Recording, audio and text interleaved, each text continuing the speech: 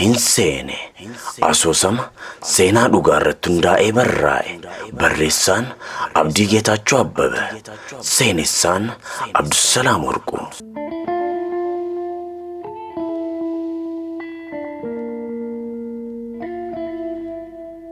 Obsaan dhugaa hinseene. Yaaddoon isaa akkam godheen deemaa jechaa ture. Dhiphuun keessa isaatti ukkaamamee isa cinqaa ture. Karaa imimmaanii harca'uu eegale. Lafaa ka'ee akka bofa faarmaasii haadha madaditti maratee boo'e. Of hin cinqinii ilmoo koo jedhanii jajjabeessanii haadha isaa hospitaalaa baasuun gara mana isaaniitti galan. Haati madad harmee obsaa kana durumaanuu yeroo isaan hojiif balbala isaanii rukutanii ol seenan keessi isaanii gaddee waan qacaraniif ammas immoo haala kanaan balaan kun irra ga'ee bakka itti kufan akka hin qabne argaa garaatti jabaachuun waan itti ulfaateef mana ofiitti akka aanteetti kunuunsuuf of qopheessan. Obsaanis xiqqoo hafuura baafatee ayyoo isaa amaanaa haadha madaditti kennatee gara barnoota isaatti deebi'ee deeme.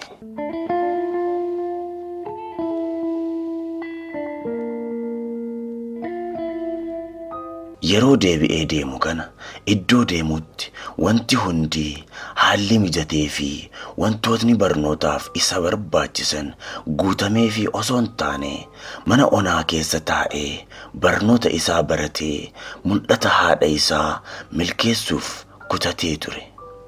Ammaan booda fuuldura isaa guyyoota ijibaachisoon akka jiru obsaan keessi isaa osoo beekuu rabbumatti of kennee yeroo tokko tokkos hiriyoota waliin baratanutti siqee akka nama waliin qo'atutti isaan waliin deemee waan argate waliin nyaachaa barnoota isaa itti fuufe.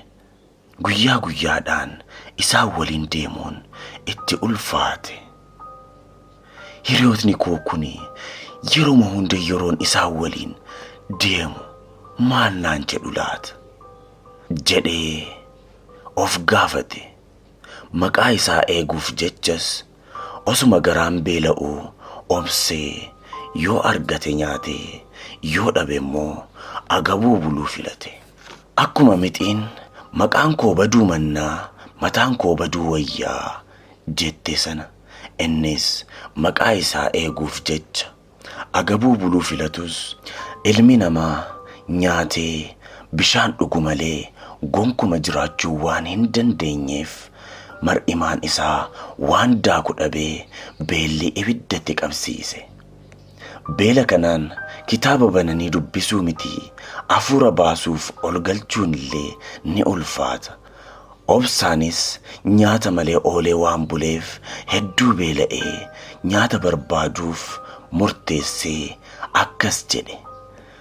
Hamma mana onaa kana keessa taa'ee xanneen na dhooftee du'uu koorra maafan akka ijoollee warra karaarra jiraatanii anis hoteela deemee nyaata namni nyaatee hambiseen kadhadhu jedhee of gaafate.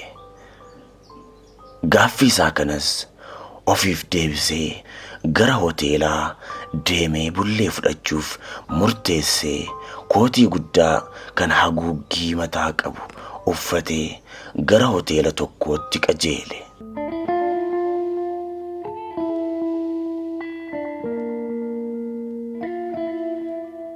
Daqiiqaawwan muraasa booda hoteela guddaa tokko bira gahee dhaabbate. Ol seenee kallattiidhaan bullee naaf kennaa jechuuf duraan bullee kadhatees hoteela sanas fayyadamee hin beeku. Akkam jedhee akka gaafatu bitaatti galee callisee karaa hoteelichaarra dhaabbate. Daqiiqaa muraasaaf yeroo dhaabbatu waardiyyaan hoteelichaa jalqabarraa kaasee yeroo inni dhufu ilaalaa ture waan ta'eef yeroo inni dhaabbatee hafu itti dhufee. Si maal barbaadde? Erga dhuftee kaasee si ilaalaan jira. Maal callaftee hoteela ija keessa laalta? Jedheen. Obsaanis xiqqoo rifatee maal akka jedhuun wallaalee bulleen barbaade jedhee itti himachuufis saalfatee fedhii isaa dhoksuun homaan barbaanne jedheen. Deebiin isaa dinqeenii. Erga dhuftee karaarra dhaabbattee ol ilaaluu jalqabdee turteetta. Namni waan barbaanne kana hunda dhaabbatee maal eegaree? Jedheen waardiyyichi.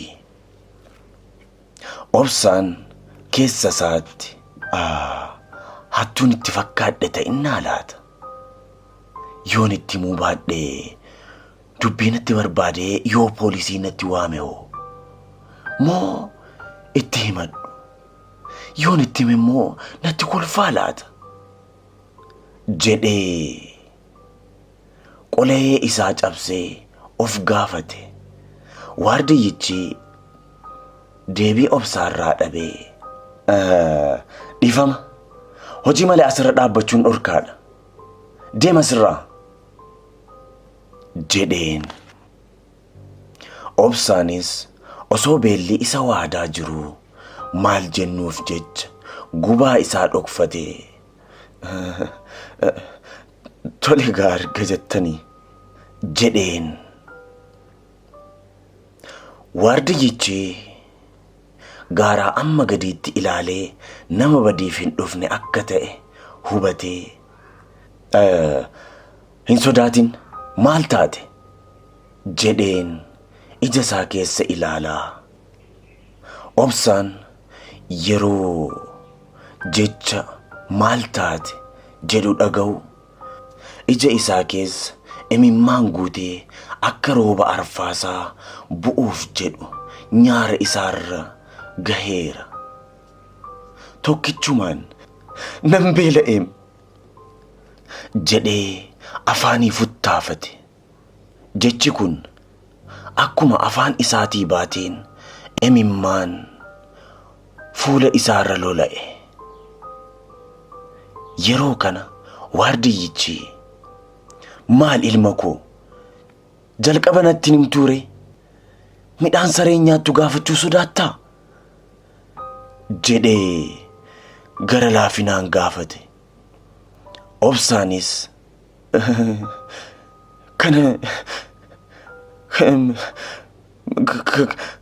dura takka hoteela deemee kadhadhee hin beeku. Amma garuu naaf game. Beelatu maal jennu na wallaalchise jedheen.